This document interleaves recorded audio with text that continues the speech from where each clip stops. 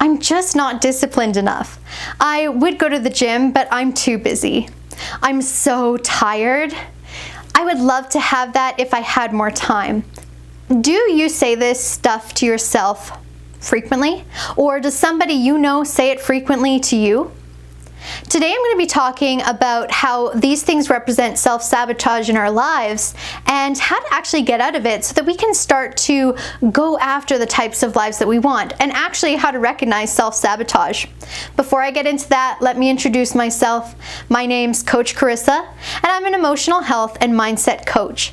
And I really dig into what sorts of things are actually causing people to self-sabotage and what that looks like.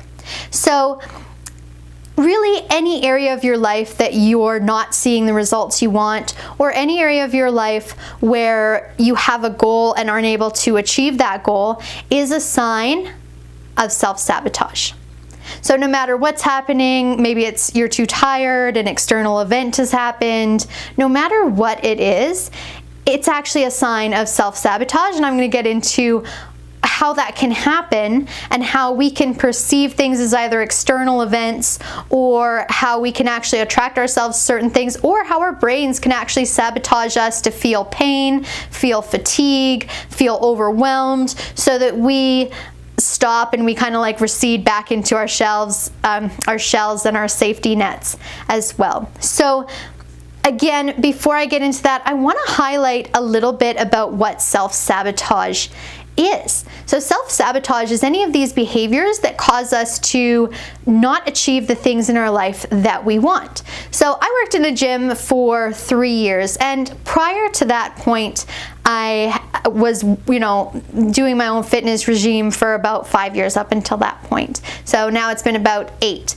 And prior to that, for the 15 years prior to that, I would try to get consistent in health and fitness, try to get consistent in my eating, or I'd be yo-yo dieting. And this went on for about a period of 10 to 15 years, where I would go into the gym for a month, 2 months, 3 months, only to start to fade away. Maybe I would get busy at work, or I would just get, I would just lose this motivation to keep going. Maybe I wasn't seeing results, or maybe I was seeing results, but other things were coming up in my life that I felt were derailing me from my goals.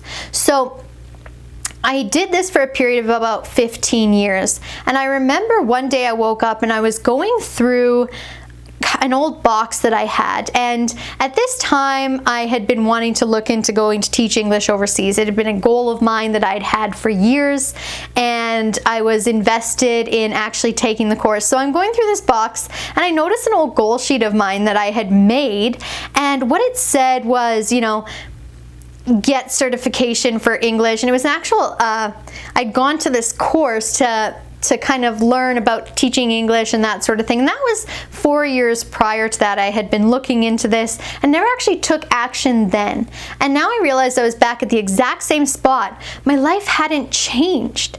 I was still in the same spot of waiting to go do something. And I started looking back into other areas of my life, and I noticed that actually in the past 10 years, very little besides maybe my work or my education, very little had actually changed in terms of my personal goals I had for myself and my behaviors.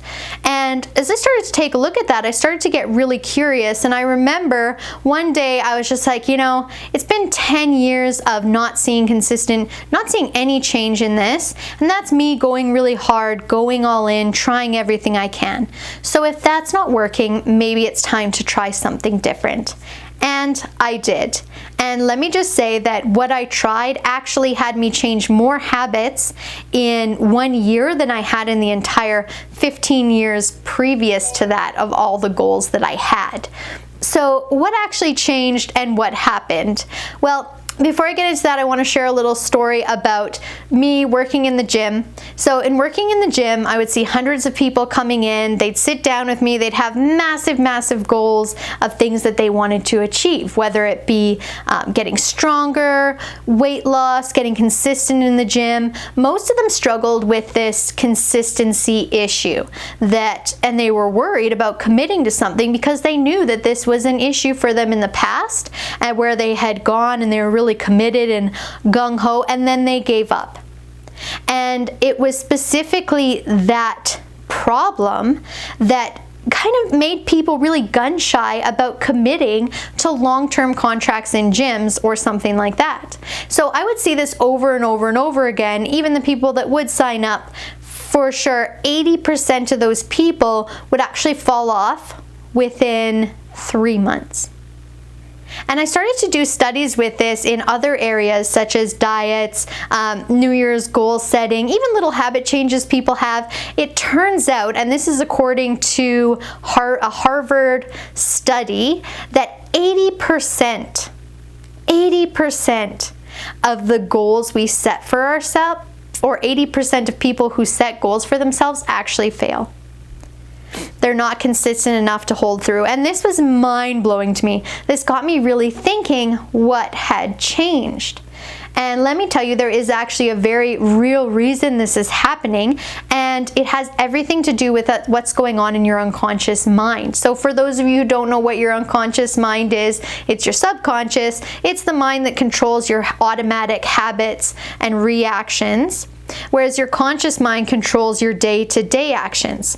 Now, we think that the conscious mind, that's the thinking, seeing, doing mind, is in control. The reality is kind of a slave to these old habitual programming, either whether they be beliefs or actions that we have. So if, for example, one of your belief systems is, I hate going to the gym, then that belief system is going to be constantly running on the background, and every time you go to the gym, this little voice is going to come up saying, I hate going to the gym, I hate going to the gym. You're going to feel these really negative reactions about going to the gym, and each time you're just not going to have a good experience. You might even notice that you're in a bad mood whenever you go. Bad things just seem to kind of happen to you because you're kind of in that space, and maybe people are mean to you, maybe you perceive people judging you, for example, in the gym, and that's just reinforcing that old belief system of, I don't like going to the gym. And then what ends up happening is a person reaches their cap or their limit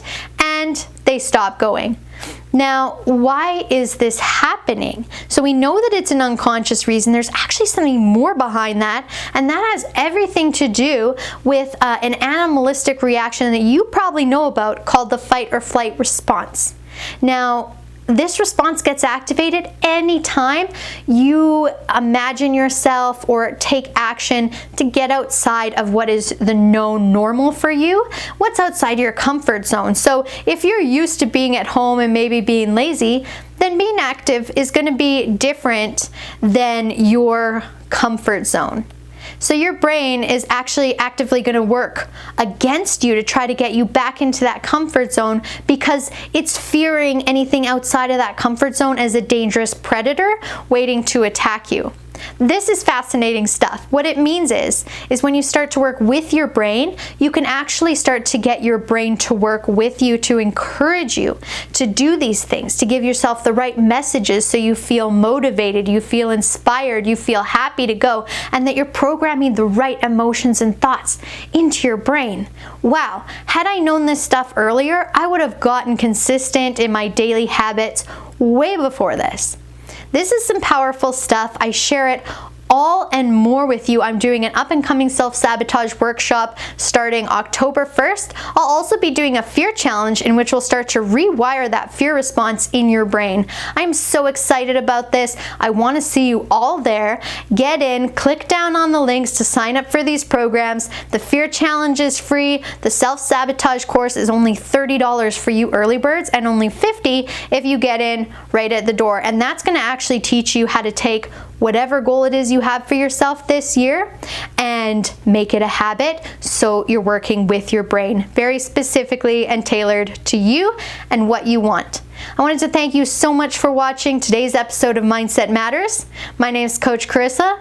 Remember, mindset matters.